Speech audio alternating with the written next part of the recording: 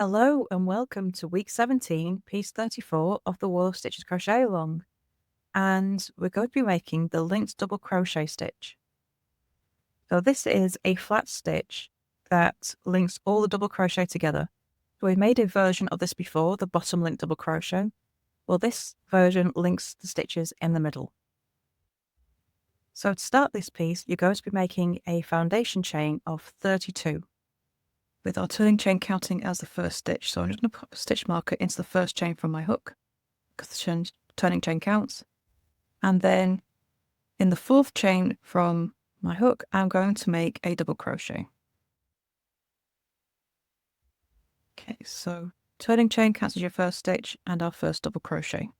We're going to be working into this mid loop here. So you've got your bottom V here, you've got this bit of yarn that comes across the middle, and then you get another V. So you're going into this loop here. So hook into that loop, yarn over, pull up a loop, 2 loops on your hook, go into the next chain, yarn over, pull up a loop, 3 on your hook, yarn over, pull through 2 loops, yarn over, pull through 2 loops. And your double crochets are now linked. See, there's not really any gap in the middle like there would normally be. And so it makes a much denser stitch than your regular double crochets. So into that middle loop there, yarn over, pull up a loop, yarn over into the next stitch, yarn over, pull up a loop, yarn over, pull through 2 loops, yarn over, pull through 2 loops. So you're going to get this line of loops going all the way across. But you just keep working into that middle loop. So don't yarn over before you go into the stitch. You're just putting your hook straight through that middle one, yarn over, pull through that loop, and then straight into the next stitch. And then you finish it as a regular double crochet. And those stitches now will link together. So when you pull them apart, there's no gaps. So we've got the gap between our turning chain and our first stitch, which is how a regular double crochet would have. These, nothing. So it makes it a really solid stitch. And that's all there is to the linked double crochet. You just continue that all the way across your row. And you get into a nice rhythm with this.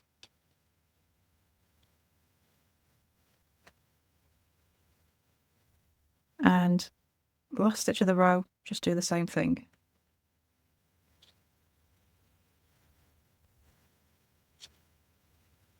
And you just get this nice line of loops across the front. So now I'm going to turn, chain 1, and I'm going to make a double crochet turning chain. So this is the first stitch of the row.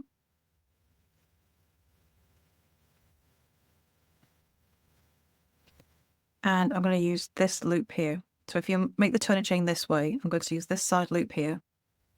If you chain 3, then you don't want that chain 3 to count as your first stitch. Then you'll just make a regular double crochet in the next stitch and use the loop as we used it before. But I'm going to do it this way, but then you make it in exactly the same way as we did before. And that brings that loop across. And then you carry on the same way as we did in the previous row. Just keep making those stitches into that middle loop.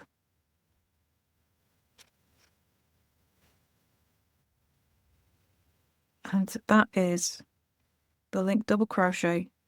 Really simple stitch to do, but really good if you want a thicker, less holey fabric, but want to use a nice big stitch like the double crochet. I'll just finish this row, go into that turning chain, And there we go. So it's a really nice look. I love how we get this row of loops across one side. And there you go. To complete your linked double crochet piece, you're going to be repeating row 2 until you have 7 rows in total. Once you finish row 7, you can cut off and weave in your ends, and then it's time to add your border. So for this piece, you're going to be making a single crochet in every stitch across the top and bottom to give you 30 stitches on each side. And then down the sides, you make 2 single crochet into the side of every row to give you 14 stitches in total. Add your extra stitch in each corner for the turn. And then once you finish round 1, you can go ahead and add rounds 2 and 3 as well. Once you finish round 3, you can cut off and weave in your ends, and then you're going to join this piece to our previous piece, the twisted columns. So once you've done that, that's week 17 complete. If you have any questions, please do come over to the Facebook group, Froggity Frogs Ribbon and Stitch, and you'll get all the answers you need there. Also, come and join in the chat and show us off your pieces. I would love to see how you're getting along. So I will see you next week for week 18. And I'll say bye for now.